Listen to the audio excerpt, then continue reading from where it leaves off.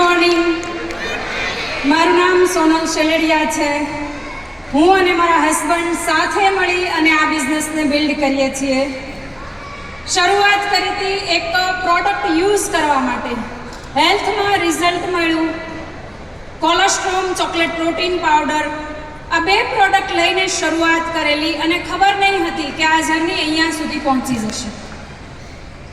કેટલું કામ કરવું પડશે, કેટલી મિટિંગો કરવી પડશે, કંઈ ખબર નહીં હતી. પ્રોડક્ટ યુઝ કરવા માટે એક નાના ફાયદા માટે, ડિસ્કાઉન્ટ માટે શરૂઆત કરેલી અને પ્રોડક્ટ એટલા સારા લાગ્યા, અપલાઈનના કીધા વગર શેર કરવાનું શરૂ કરી દીધું હતું.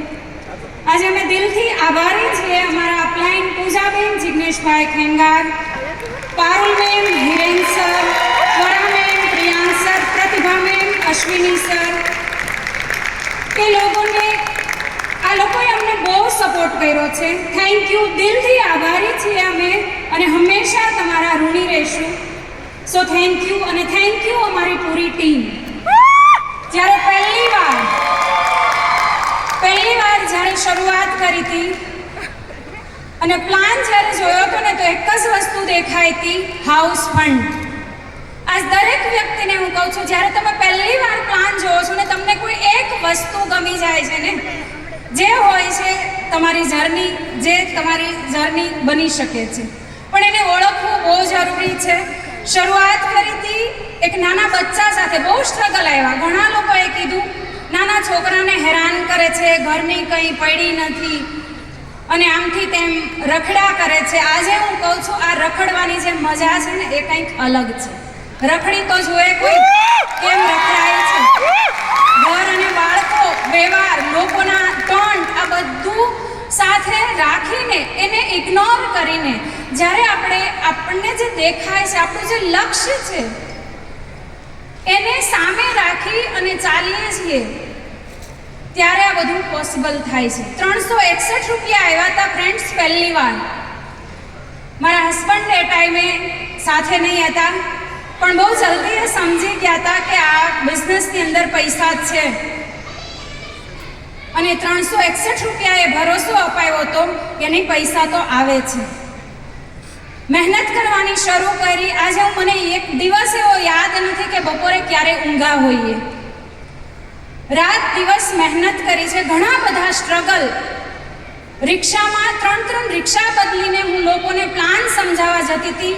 લોકો ના પાડતા હતા, હા પાડતા હતા. આના પછી પણ અમે ચાલતા રહેતા હતા. કેમ? કારણ કે ઘર જોઈતું હતું.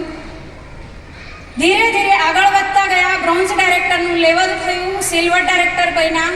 ટ્રાવેલ ફંડનું સપનું ક્યારેય નહોતું જોયું, કારણ કે ગુજરાતને ફર્યા હોઈએ ત્યારે કોઈ વિદેશના સપના નહીં જોઈ શકે. એક સિમ્પલ હાઉસવાઈફ.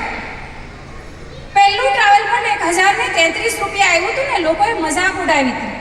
1033 રૂપિયામાં કયો દેશ ફરશો? આજે જે ટ્રાવેલ ફંડ 22-25 હજાર રૂપિયા આવે છે મંથલી.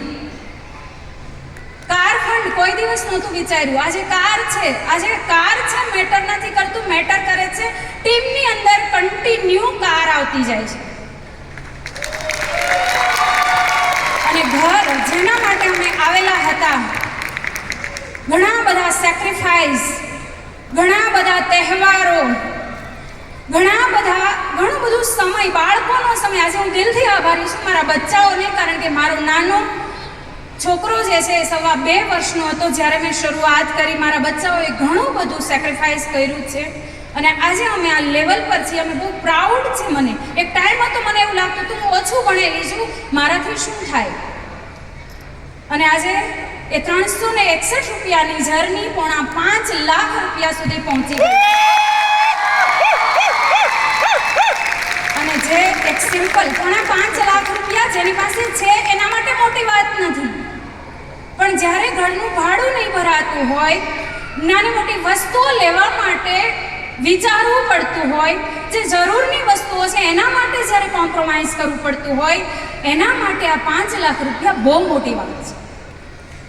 તો thank you management, thank you ફરીને જે વ્યક્તિએ અમને અહીંયા સુધી પહોંચાડ્યા છે, દરેક વ્યક્તિના અમે આભારી છીએ. Thank you and wish you વેલ.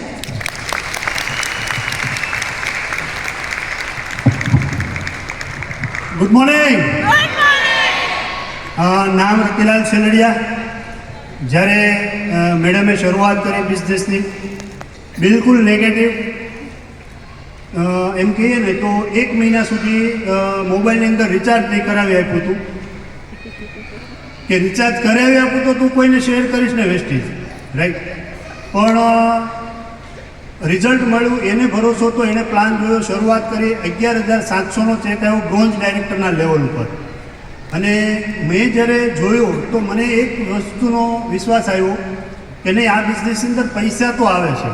પણ જ્યારે શરૂઆત કરી ત્યારે એણે એવું કીધેલું કે પૂજાબેનને 29,000 રૂપિયા આવે.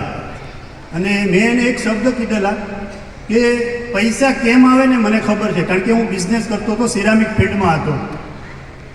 સાબુ, શેમ્પૂ, તેલ યુઝ કરવાથી મેં આજ સુધી નથી સાંભળ્યું ક્યાંય કે પૈસા આવે, રાઈટ.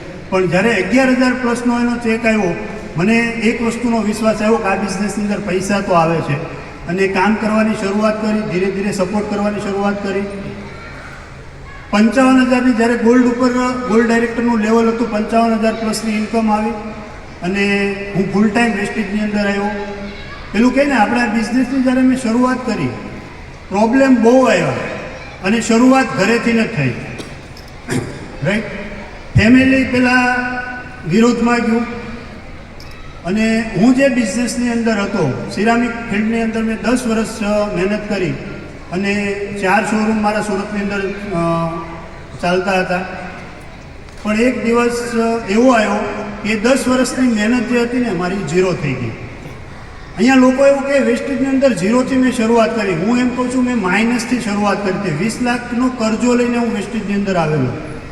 આજે 20 લાખનું જે કરજો હતો મેં અહીંયાથી પહેલાં કમ્પ્લીટ કર્યો. કાર લીધી, 2 વાર ફોરેન જઈ આવ્યા. અને જે ડ્રીમ લઈને અમે અહીંયા આવ્યા હતા કે પોતાનું ઘર, રાઈટ. આજે હરેક લોકોનું એક ડ્રીમ હોય. અને સિરામિક ફિલ્ડમાં હતો, હજારો લોકોના ઘર બનાવ્યા હતા. મારા ઘરનું કોઈ ઠેકાણું નહીં હતું. મને ખબર નહીં હતી હું મારું ઘર ક્યારે બનાવ્યું. પણ આ થેન્ક યુ આજે હું કહીશ વેસ્ટેજને કે આજે અમે જે કાંઈ પણ સપના જોયા એ અહીંયાથી પૂરા થયા, રાઈટ. વેસ્ટેજની અંદર આવ્યો, એક પ્રોબ્લેમ બહુ બધા આવ્યા, રાઈટ. અને જ્યારે પણ પ્રોબ્લેમ આવતા, પ્રોબ્લેમ ઉપર નહીં, સોલ્યુશન ઉપર ફોકસ કર્યું. અને એ જે ખરાબ સમય જે અમારો હતો, એમ કહીએ 20 લાખનું દેવું લઈને હું આવેલો, રાઈટ.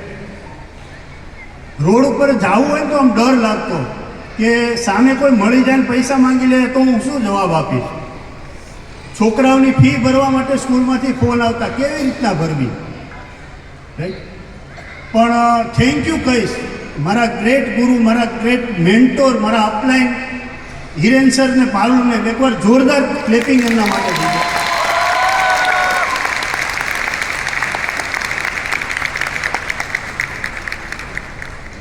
એટલો અમને સપોર્ટ કર્યો અને આજે આ લેવલ ઉપર અમને અહીંયા પહોંચાડ્યા, રાઈટ.